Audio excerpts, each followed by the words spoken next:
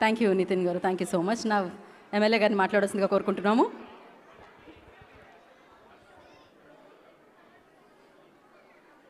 అందరికీ నమస్కారం. ఈరోజు ఆస్ట్రేలియా దేశంలో మెల్బోర్న్లో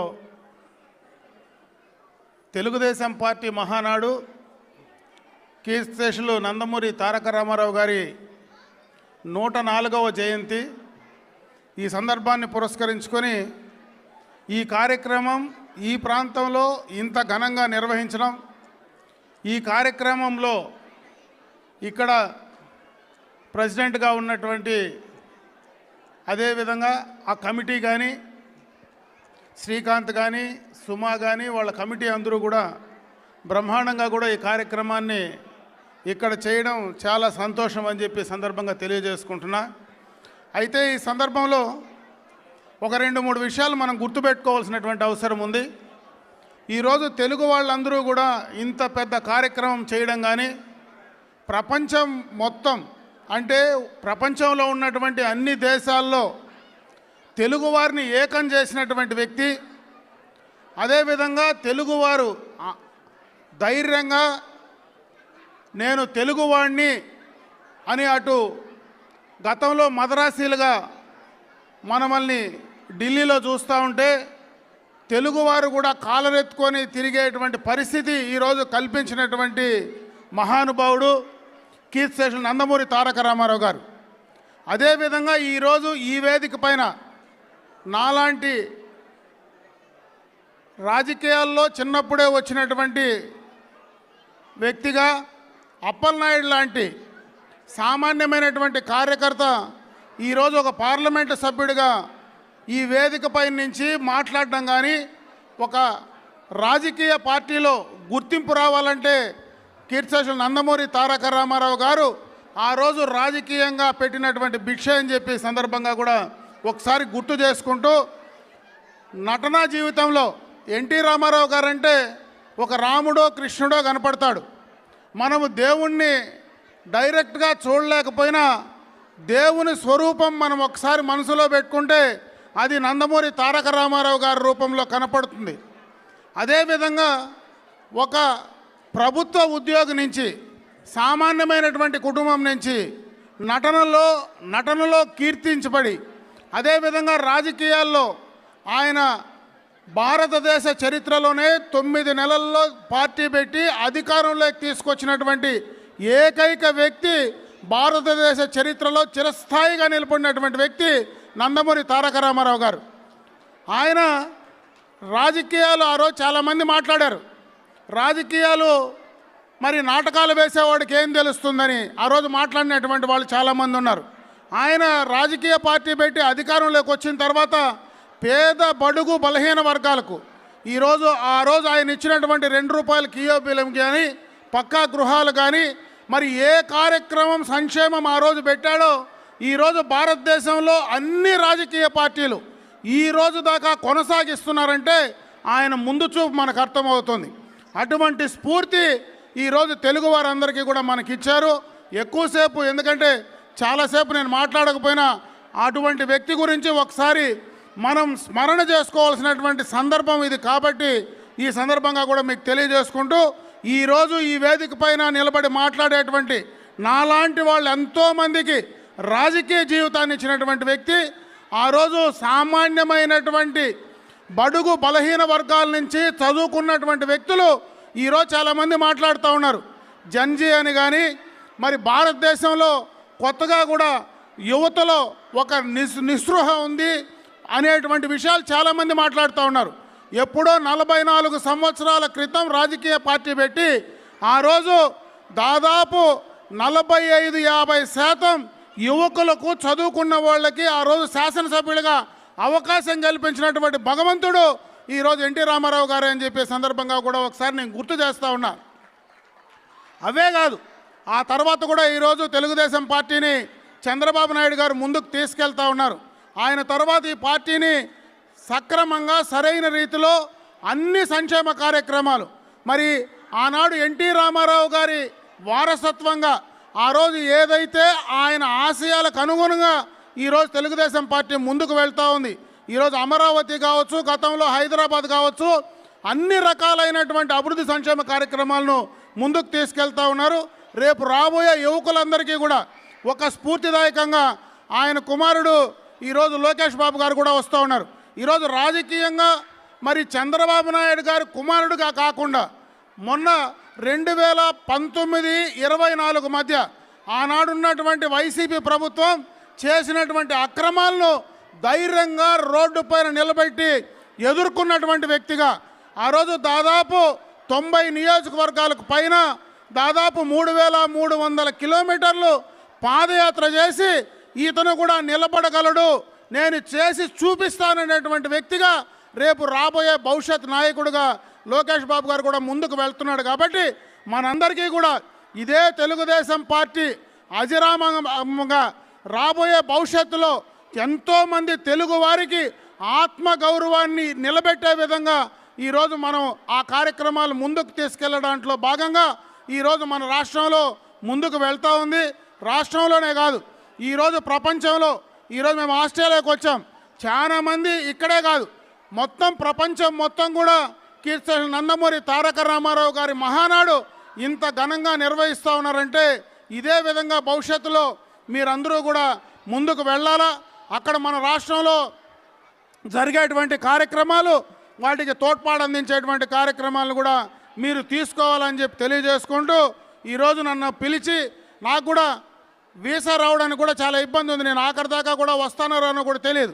ఎందుకంటే 2019-24 మధ్యలో దాదాపు 33 కేసులు నా పైన ఉన్నాయి.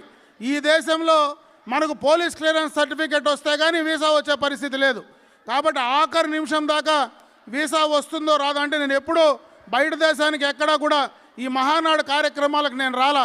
ఇక్కడ సుమంత్ కానీ అదేవిధంగా మీ అధ్యక్షుడు శ్రీకాంత్ కానీ వీళ్ళు కంటిన్యూస్గా మానిటర్ చేసి నువ్వు ఖచ్చితంగా రావాలంటే, అందుకే కూడా 4 సార్లు రిజెక్ట్ అయితే కూడా తీసుకొని ఈరోజు ఇక్కడికి రావడం, ఆ మహానుభావుడి కార్యక్రమాన్ని మీతో కలిసి పాలు పంచుకోవడం నిజంగా కూడా చాలా సంతోషం అని చెప్పి మరొకసారి మీ అందరూ కూడా తెలియజేసుకుంటూ ఈరోజు మిమ్మల్ని అందరినీ చూసి మాట్లాడి కలిసేటువంటి అవకాశం కలిగించినటువంటి తెలుగుదేశం పార్టీకి మరొక్కసారి మనస్ఫూర్తిగా కూడా మీకు అందరికి కూడా ధన్యవాదాలు తెలియజేసుకుంటూ సెలవు తీసుకున్నా. జై హింద్, జై ఎన్టీఆర్. థ్యాంక్ యూ అమర్నాథ్ రెడ్డి గారు, thank you so much. Please stay back అండి. మీ చేతుల మీదుగా కొన్ని మొమెంటోస్ అందించవలసిందిగా కోరుకుంటున్నాము. కళాద్యుతి టీం వచ్చి మన ఎమ్మెల్యే గారి చేతుల మీదుగా మొమెంటోస్ అందుకుంటారు. మొమెంటోస్ తీసుకుని రండి. యా, ఎలా రాదండి వీసా, మీరు ఇవాళ కావాలి ఇక్కడ, మీ మాటలు వినాలి ఇక్కడ, అందుకనే వీసా వచ్చింది ఖచ్చితంగా. సో ఎస్, మీరు రావడం చాలా చాలా ఆనందదాయకం. మరొకసారి ప్రత్యేకమైన కృతజ్ఞత తెలియజేసుకుంటున్నాం. అఫ్కోర్స్ రాజకీయ నాయకుల సమయం అనేది చాలా చాలా విలువైనది. అలాంటి విలువైన సమయాన్ని ఇక్కడ తెలుగువారి కోసం ఆయన ఇచ్చి ఇంత దూరం వచ్చినందుకు మరొకసారి మనం ఆయనకి కృతజ్ఞతలు తెలియచేయాలి.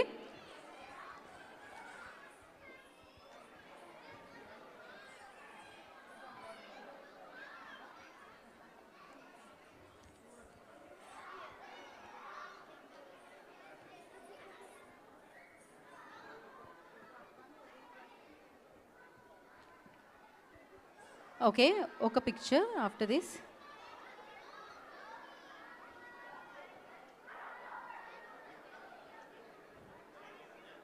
ఒక ఫోటో కోసం.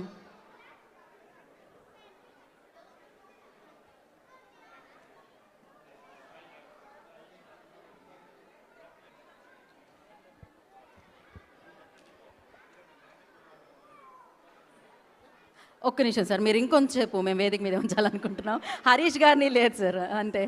హరీష్ గారిని కూడా వేదిక మీద జాయిన్ అవ్వాల్సిందిగా కోరుకుంటున్నాం, మన ఎంపీ గారిని. అలాగే అప్పలనాయుడు గారిని కూడా వేదిక మీద జాయిన్ అవ్వాల్సిందిగా కోరుకుంటున్నాం. అండ్ అలాగే మన Melbourne Telugu Desam party president Srikanth గారిని వేదిక మీద రాష్ట్రంగా స్వాగతం పలుకుతున్నాం. వైస్ ప్రెసిడెంట్ సుమ గారిని along with all the committee members I request please join the stage అండి for one photo op.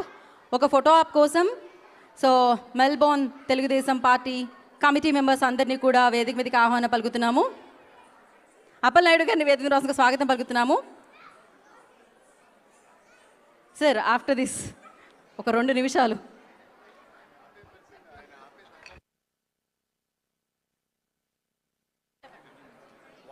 So Srikanth గారు, సుమ గారు ప్లీజ్ జాయిన్ ద స్టేజ్ అండి. వాణి గారు, సుమ గారు ప్లీజ్ జాయిన్. సుష్మిత గారిని వేదిక మీద రాష్ట్రంగా ఆహ్వానం పలుకుతున్నాము. ఆదిత్య కనకాల గారిని వేదిక మీద రాష్ట్రంగా ఆహ్వానం పలుకుతున్నాము. కేవి గారు please join the stage. Surendra గారు I request please join the stage అండి. ఐ నో, నాకు తెలుసు, అండ్ మీరు ప్లీజ్ జాయిన్ అవ్వండి.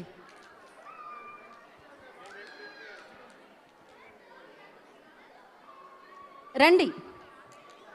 శ్రీకాంత్ గారు ప్లీజ్.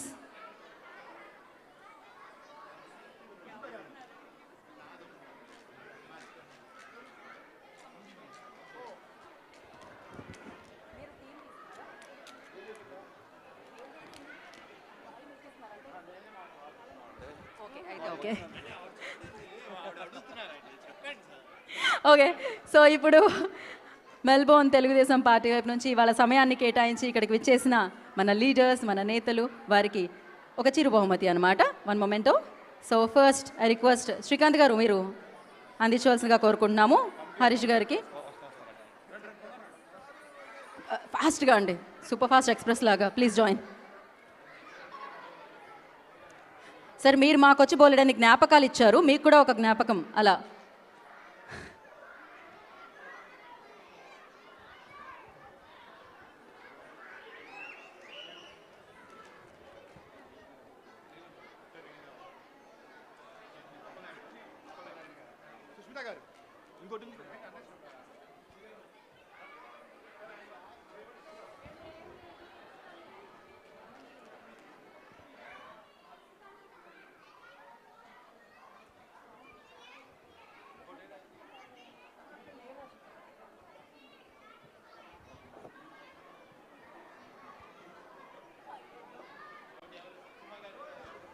సుమ గారు చూసారండి ఎన్ని పనులు జరుగుతున్నాయో ఇక్కడైతే, ఎంత కష్టపడుతున్నారో ఒక ప్రోగ్రామ్ని చేయడానికైతే. ఖచ్చితంగా ఇంతమందిని కలపాలి, ఇన్ని ఆర్గనైజ్ చేయాలి అంటే చాలా సమయం అండ్ చాలా కష్టం ఉంటుంది. సో దానికి ఫలితాన్నే ఇప్పుడు మనం చూస్తున్నాము.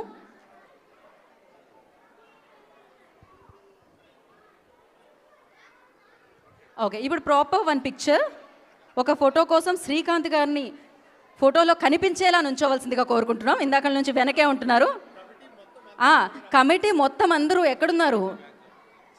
వచ్చారా? ఓకే, ఇంకా మిగతా వాళ్ళు కూడా కమిటీ మెంబర్స్ ప్లీజ్ జాయిన్ అండి. సార్ ఇవి జాగ్రత్తగా మీ కార్లో పెట్టించేద్దాం sir. Yeah yeah okay.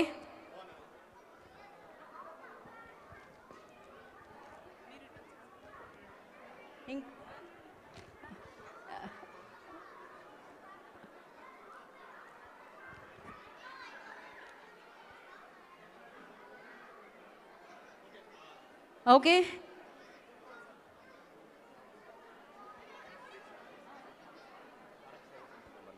Okay. Next Tarak Seva Samiti members please join the stage అండి. గోకుల్, భరత్, రంజిత్, నవీన్, ఇంకెవరున్నా వచ్చేసేయండి ఆ సమితికి సంబంధించి. నితిన్ గారు ప్లీజ్ జాయిన్ స్టేజ్ అండి. నితిన్ గారిని నేను ఇప్పుడు 4వ సారి ఇన్వైట్ చేస్తున్నట్టున్నాను. మోహన్ గారు ప్లీజ్ జాయిన్. సుమంత్ గారు ప్లీజ్ జాయిన్ స్టేజ్ అండి. తారక్ సేవా సమితి నుంచి భరత్ గారు ప్లీజ్ జాయిన్ స్టేజ్. గోకుల్ గారు, రంజిత్ గారు ప్లీజ్ జాయిన్ స్టేజ్ అండి.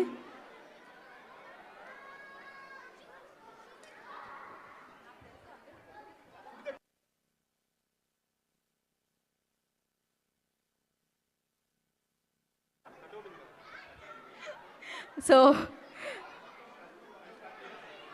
ఓకే, మరొకసారి మన పలమనేరు ఎమ్మెల్యే గారు అమర్నాథ్ రెడ్డి గారికి మరొకసారి కృతజ్ఞతలు తెలియజేసుకుంటున్నాం. అలాగే అప్పలనాయుడు గారికి, హరీష్ గారికి thank you so much for coming and gracing the events.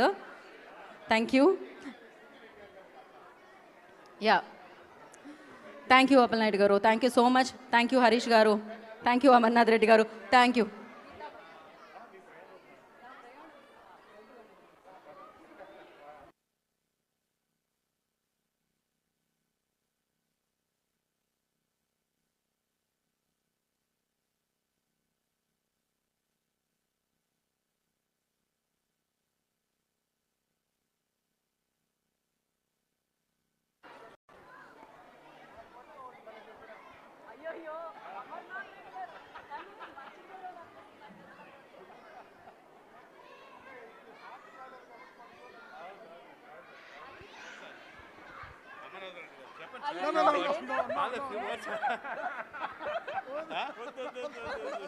నన్ను మరీ అంత ఫేమస్ చేయాలని అనుకోకండి.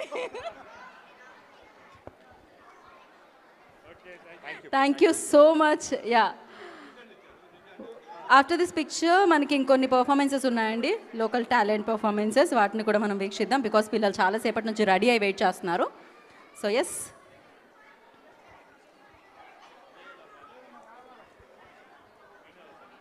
అలాగే ఇవాళ ఈ కార్యక్రమాన్ని ఇంత సజావుగా ఇంత చక్కగా జరుపుకుంటున్నాం అంటే దానికి కారణం స్పాన్సర్స్.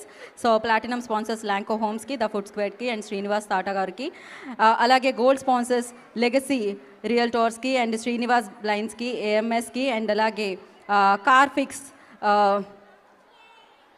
సెటాడిల్ అండ్ జింగ్, వీళ్ళందరికీ కూడా ప్రత్యేకమైన కృతజ్ఞత తెలియజేసుకుంటున్నాము. అండ్ అలాగే food sponsors Simply India, Shri Dwarka, Pulao Space and Vedika, Pizza Hut, Kesari and Spice kitchen.